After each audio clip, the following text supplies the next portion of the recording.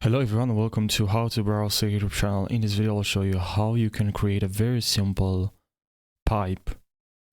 So let's jump right into the video. So press X on your keyboard, delete, Shift A. Actually, sorry, let's enable the screencast key. Maybe, yeah, will be helpful. Shift A and then cylinder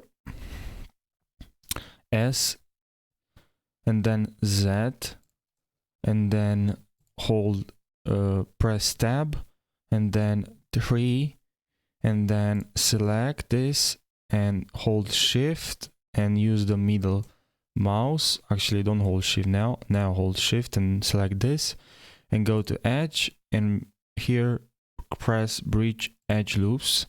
Now you have this interesting stuff, and just go to here, press on this icon and then go to solidify and increase the thickness, and now you have a very simple pipe. I hope this short tutorial saved you time.